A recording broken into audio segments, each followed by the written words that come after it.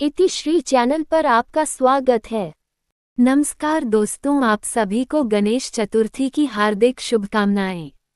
संकष्टी गणेश चतुर्थी व्रत करने से घर परिवार में आ रही विपदा दूर होती है, कई दिनों से रुके मांगलिक कार्य संपन्न होते हैं तथा भगवान श्री गणेश असीम सुखों की प्राप्ति कराते हैं। माह की किसी भी चतुर्थी के दिन भगवान श्री गणेश की पूजा के दौरान संकष्टी गणेश चतुर्थी व्रत की कथा पढ़ना अथवा सुनना जरूरी होता है। इससे संबंधित 4 कथाएं प्रचलित हैं। पहली कथा पौराणिक एवं प्रचलित श्री गणेश कथा के अनुसार एक बार देवता कई विपदाओं में घिरे थे।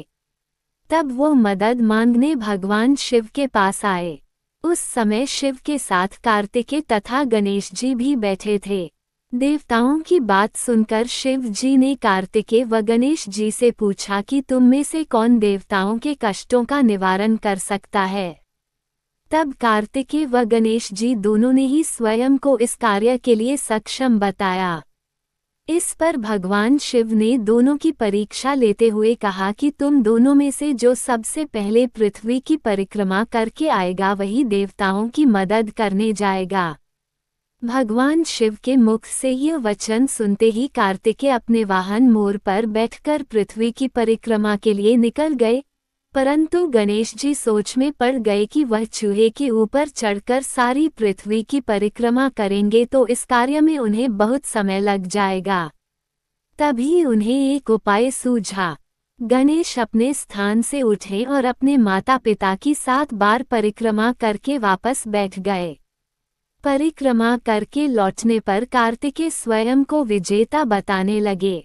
तब शिव जी ने श्री गणेश से पृथ्वी की परिक्रमा न करने का कारण पूछा।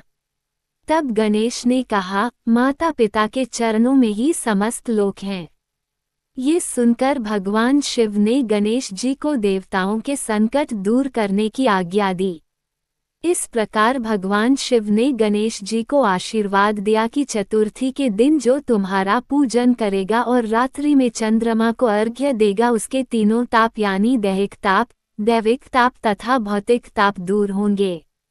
इस व्रत को करने से व्रतधारी के सभी तरह के दुख दूर होंगे और उसे जीवन के भौतिक सुखों की प्राप्ति होगी।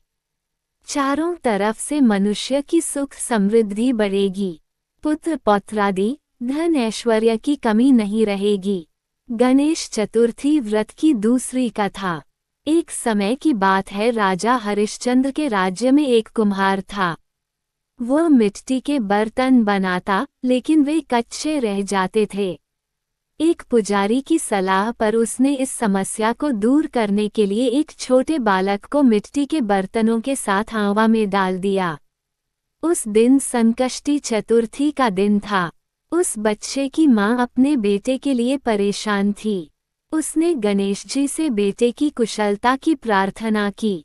दूसरे दिन जब कुम्हार ने सुबह उठकर देखा तो आंवा में उसके बर्तन तो पक गए थे, लेकिन बच्चे का बाल बांका भी नहीं हुआ था। वो डर गया और राजा के दरबार में जाकर सारी घटना बताई।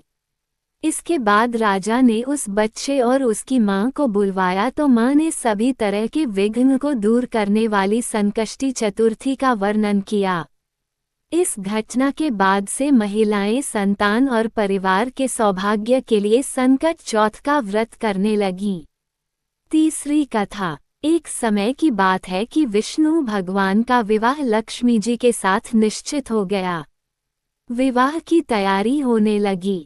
सभी देवताओं को निमंत्रण भेजे गए, परंतु गणेश जी को निमंत्रण नहीं दिया, कारण जो भी रहा हो। अब भगवान विष्णु की बारात जाने का समय आ गया। सभी देवता अपनी पत्नियों के साथ विवाह समारोह में आए। उन सबने देखा कि गणेश जी कहीं दिखाई नहीं दे रहे हैं। तब वे आपस में चर्चा करने लगे कि क्या गणेश जी को नहीं न्योता है या स्वयं गणेश जी ही नहीं आए हैं। सभी को इस बात पर आश्चर्य होने लगा। तभी सबने विचार किया कि विष्णु भगवान से ही इसका कारण पूछा जाए। विष्णु भगवान से पूछने पर उन्होंने कहा कि हमने गणेश जी के पिता भोलेनाथ महादेव को न्योता भेजा है। यदि गणेश जी अपने पिता के साथ आना चाहते तो आ जाते, अलग से न्योता देने की कोई आवश्यकता भी नहीं थी। दूसरी बात यह है कि उनको 1.25 मन मूंग, 1.25 मन चावल, 1.25 मन घी और 1.25 मन लड्डू का भोजन दिन भर में चाहिए। यदि गणेश जी नहीं आएंगे तो कोई बात नहीं, दूसरे के घर जाकर इतना सारा खाना पीना अच्छा भी नहीं लगता। इतनी वार्ता कर ही रहे थे कि किसी एक ने सुझाव दिया, यदि गणेश जी आ भी जाएं तो उनको द्वारपाल बनाकर बैठा देंगे कि आप घर की याद रखना। आप तो चूहे पर बैठकर धीरे धीरे चलोगे तो बारात से बहुत पीछे रह जाओगे। ये सुझाव भी सबको पसंद आ गया, तो विष्णु भगवान ने भी अपनी सहमति दे दी। होना क्या था कि इतने में गणेश जी वहां आ पहुंचे और उन्हें समझा बुझाकर घर की रखवाली करने बैठा दिया। बारात चल दी, तब नारद जी ने देखा कि गणेश जी तो दरवाजे पर ही बैठे हुए हैं, तो वे गणेश जी के पास गए और रुकने का कारण पूछा। गणेश जी कहने लगे कि विष्णु भगवान ने मेरा बहुत अपमान किया है। नारद जी ने कहा कि आप अपनी मूषक सेना को आगे भेज दें, तो वह रास्ता खोद देगी जिससे उनके वाहन धरती में धंस जाएंगे, तब आपको सम्मानपूर्वक बुलाना पड़ेगा। अब तो गणेश जी ने अपनी मूषक सेना जल्दी से आगे भेज दी और सेना ने जमीन पोली कर दी। जब बारात वहां से निकली तो रथों के पहिए धरती में धंस गए। लाख कोशिश करें, परंतु पहिए नहीं निकले। सभी ने अपने अपने उपाय किए, परंतु पहिए तो नहीं निकले, बल्कि जगह जगह से टूट गए। किसी की समझ में नहीं आ रहा था कि अब क्या किया जाए। तब तो नारद जी ने कहा, आप लोगों ने गणेश जी का अपमान करके अच्छा नहीं किया। यदि उन्हें मनाकर लाया जाए तो आपका कार्य सिद्ध हो सकता है और यह संकट टल सकता है। शंकर भगवान ने अपने दूत नंदी को भेजा और वे गणेश जी को लेकर आए।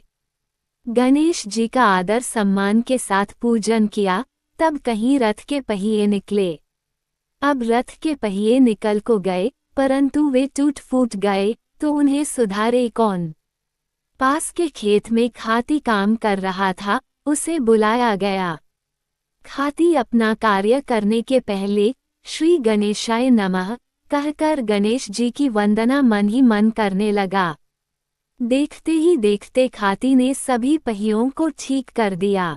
तब खाती कहने लगा कि हे देवताओं, आपने सर्वप्रथम गणेश जी को नहीं मनाया होगा और न ही उनकी पूजन की होगी, इसलिए तो आपके साथ यह संकट आया है। हम तो मूर्ख अज्ञानी हैं, फिर भी पहले गणेश जी को पूजते हैं, उनका ध्यान करते हैं। आप लोग तो देवतागण हैं, फिर भी आप गणेश जी को कैसे भूल गए? अब आप लोग भगवान श्री गणेश जी की जय बोलकर जाएं, तो आपके सब काम बन जाएंगे और कोई संकट भी नहीं आएगा। ऐसा कहते हुए बारात वहां से चल दी और विष्णु भगवान का लक्ष्मी जी के साथ विवाह संपन्न करा के सभी सकुशल घर लौट आए। हे गणेश जी महाराज, आपने विष्णु को जैसो कारज सारियो, ऐसो कारज सबको सिद्ध करजो। बोलो गजानन भगवान की जय। चौथी कथा। श्री गणेश चतुर्थी व्रत की पौराणिक कथा के अनुसार एक बार भगवान शिव तथा माता पार्वती नर्मदा नदी के किनारे बैठे थे। वहां माता पार्वती ने भगवान शिव से समय व्यतीत करने के लिए चौपड़ खेलने को कहा। शिव चौपड़ खेलने के लिए तैयार हो गए, परंतु इस खेल में हार जीत का फैसला कौन करेगा, ये प्रश्न उनके समक्ष उठा तो भगवान शिव ने कुछ तिनके एकत्रित कर उसका एक पुतला बनाकर उसकी प्राण प्रतिष्ठा कर दी और पुतले से कहा, बेटा, हम चौपड़ खेलना चाहते हैं, परंतु हमारी हार जीत का फैसला करने वाला कोई नहीं है, इसलिए तुम बताना कि हम दोनों में से कौन हारा और कौन जीता। उसके बाद भगवान शिव और माता पार्वती का चौपड़ खेल शुरू हो गया। ये खेल 3 बार खेला गया और संयोग से तीनों बार माता पार्वती ही जीत गईं।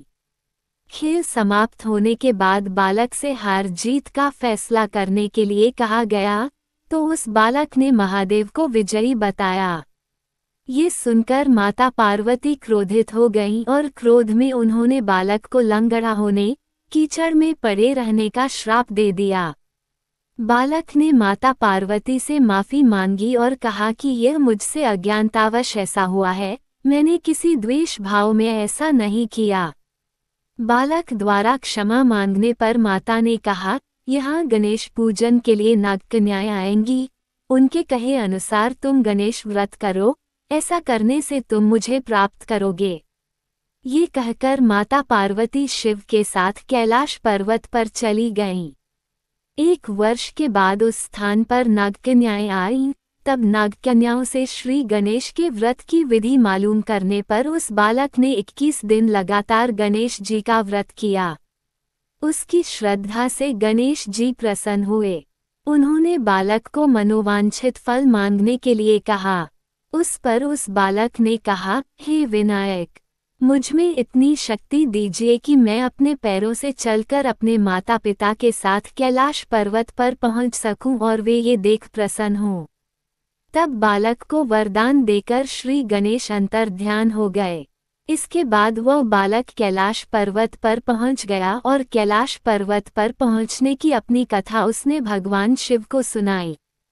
चौपड़ वाले दिन से माता पार्वती शिवजी से विमुख हो गई थीं, अतः देवी के रुष्ट होने पर भगवान शिव ने भी बालक के बताए अनुसार 21 दिनों तक श्री गणेश का व्रत किया। इस व्रत के प्रभाव से माता पार्वती के मन से भगवान शिव के लिए जो नाराजगी थी, वह समाप्त हो गई। तब यह व्रत विधि भगवान शंकर ने माता पार्वती को बताई। ये सुनकर माता पार्वती के मन में भी अपने पुत्र कार्तिकेय से मिलने की इच्छा जागृत हुई। तब माता पार्वती ने भी 21 दिन तक श्री गणेश का व्रत किया तथा दूर्वा, फूल और लड्डुओं से गणेश जी का पूजन अर्चन किया। व्रत के 21वें दिन कार्तिकेय स्वयं माता पार्वती जी से आ मिले। उस दिन से श्री गणेश चतुर्थी का ये व्रत समस्त मनोकामनाओं की पूर्ति करने वाला व्रत माना जाता है। इस व्रत को करने से मनुष्य के सारे कष्ट दूर होकर मनुष्य को समस्त सुख सुविधाएं प्राप्त होती हैं। दोस्तों, कृपया चैनल को सब्सक्राइब, लाइक और शेयर करें।